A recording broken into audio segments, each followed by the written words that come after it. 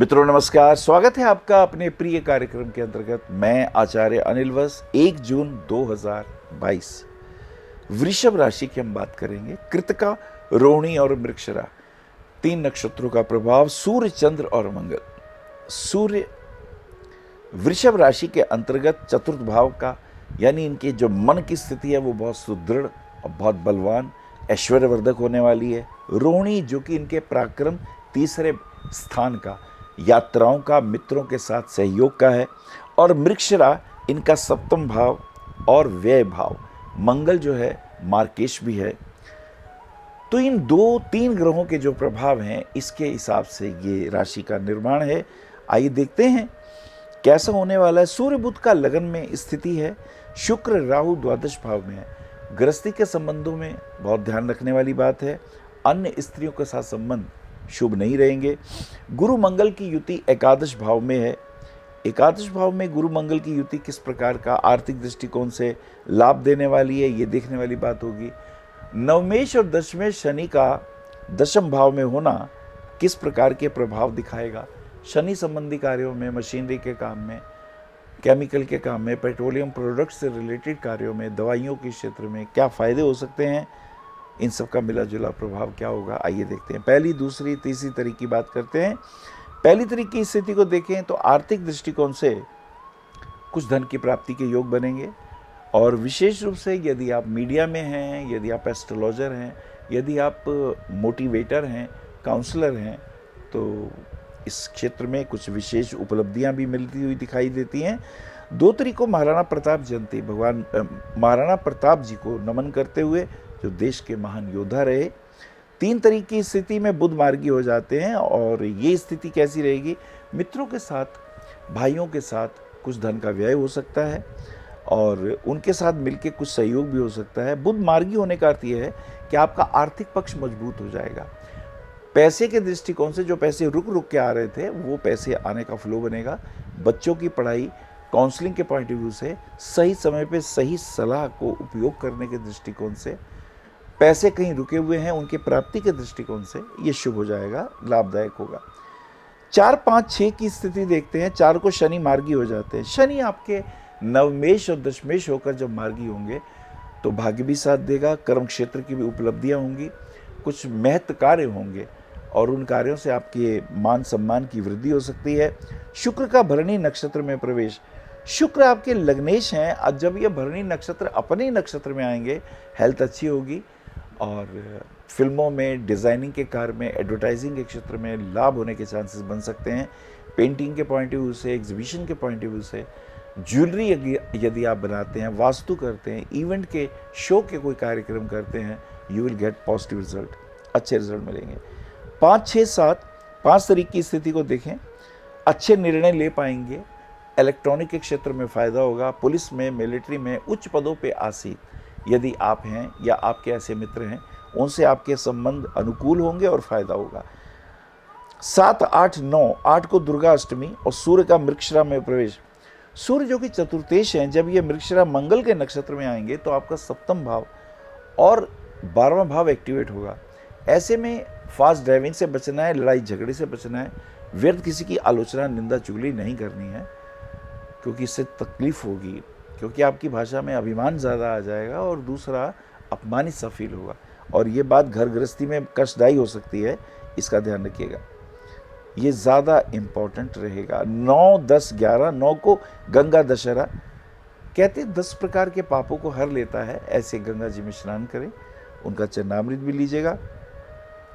11, 12, 13, 12 को प्रदोष व्रत और 12 की स्थिति गृहस्थी में तनाव की दिखाई देती है। अगर आपका ज्वेलरी का काम है या डिज़ाइनिंग का क्षेत्र है या आपका कोई फर्नीचर का काम है तो उसमें भी फ़ायदा हो सकता है।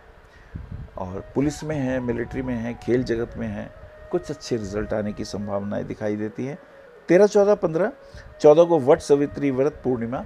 वट सावित्री व्रत रखने से पति की दीर्घायु और अनुकूल और भाग्यवर्धक पति मिलता है, ऐसा कहते हैं। और इसी के साथ साथ कोचिंग का यदि आपका काम है, यदि आप वकील हैं तो थोड़ा स्ट्रगल होगा, संघर्ष होगा, लेकिन बाद में उसका लाभ भी आपको प्राप्त होगा।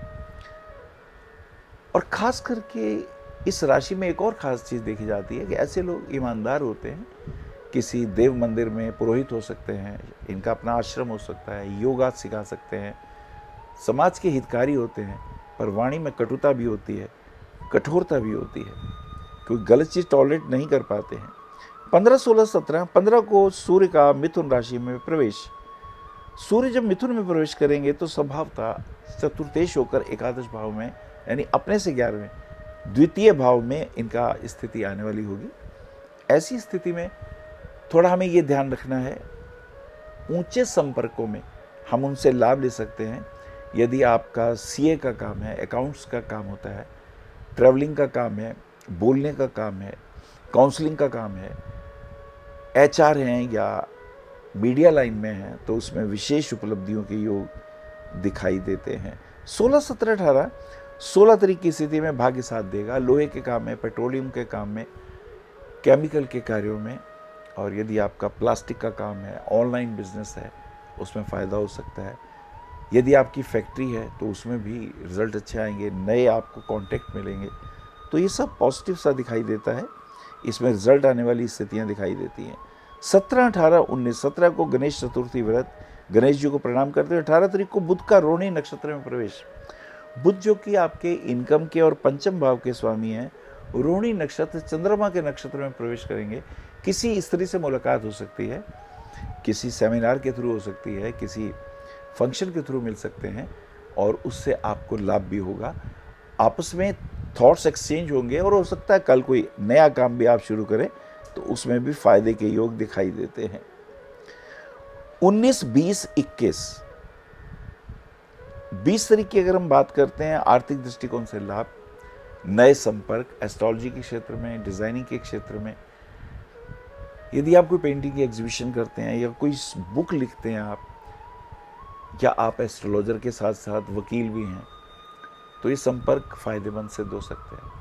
इसमें नए संपर्क लाभदायक होंगे। 21, 22, 23, 21 को वर्षा ऋतु का प्रारंभ, 22 को सूर्य का आर्द्रा नक्षत्र में प्रवेश। सूर्य जब आर्द्रा, वो राहु के नक्षत्र में जाएंगे, ऐसे में बीमारियां फैलती हैं, वायरस फैलता है। हमें अपनी सेहत का बहुत ध्यान रखना है।